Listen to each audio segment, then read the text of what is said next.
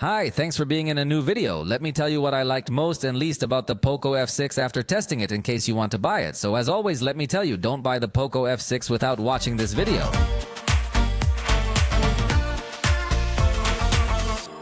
Considering its launch price in Mexico, which has been 7,299 pesos, it is definitely a device that can be very attractive for its price, especially for those who like to play games because of its processor. But let's start little by little. Let me tell you what I like the most. It has Gorilla Glass Victus. In this price range, you usually see Gorilla Glass 5. But this one goes a step further by offering a higher level of resistance.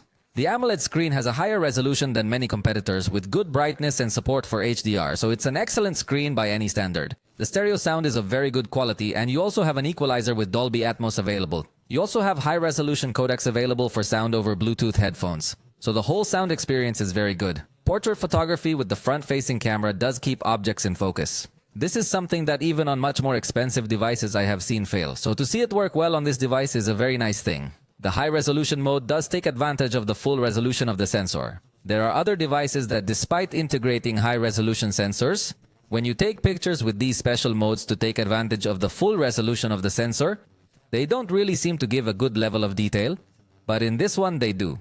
The ultra-wide camera is of very good quality, even better than other more expensive devices. Generally in this price range, the ultra-wide camera is quite a bit simpler, but in this case it does look good quality. In fact, before taking pictures, this device gives a good preview. Obviously, according to the price, in very complex scenarios it will not be as advanced, but overall it does give you a good experience. This device can record in 4K time at 60 frames per second. In this price range, I don't think any other device is going to have these video recording capabilities. It also gives you time-lapse in 4K from 4 to 1800x, so the experience of recording a time-lapse is also very good here. It gives you an excellent level of customization on the lock screen thanks to HyperOS. In fact, it's able to detect the depth of your picture and crop you to apply different styles. It's really nice. It also offers you an option to control the device with gestures on your hand. These kinds of features are usually found in much more expensive devices. It also integrates infrared to make it a universal remote control. So all it takes is a small wizard and tutorial, and you can control your TV, air conditioner, and other devices on your cell phone as well. It also has a very good suite of security options such as private folder, app lock, app cloning, second space, and many more.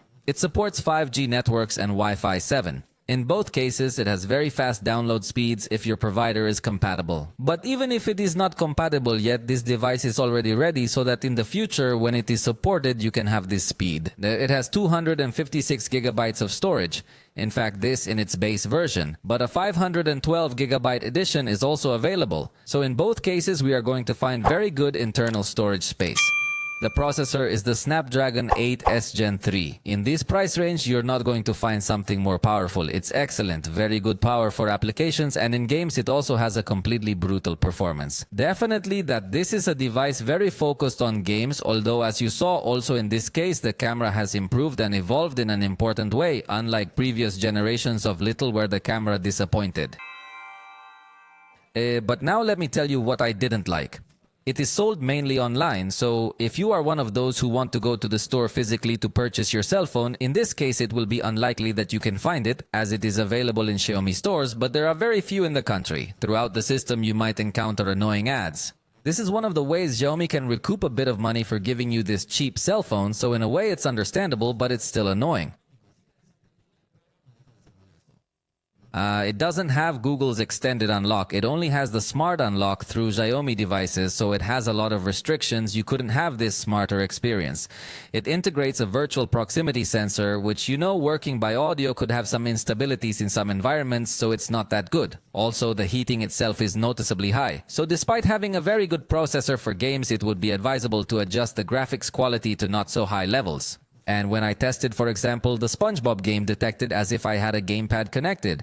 This is a bug that can probably be fixed through an update, but it is likely that in other games the same thing can happen, that it detects as if you had a gamepad connected, and obviously with this the experience falls completely. If you already bought it, let me know how much it cost you and what you liked the most about it. For now, we have reached the end of this video. If you liked it, you can let me know, and see you next time.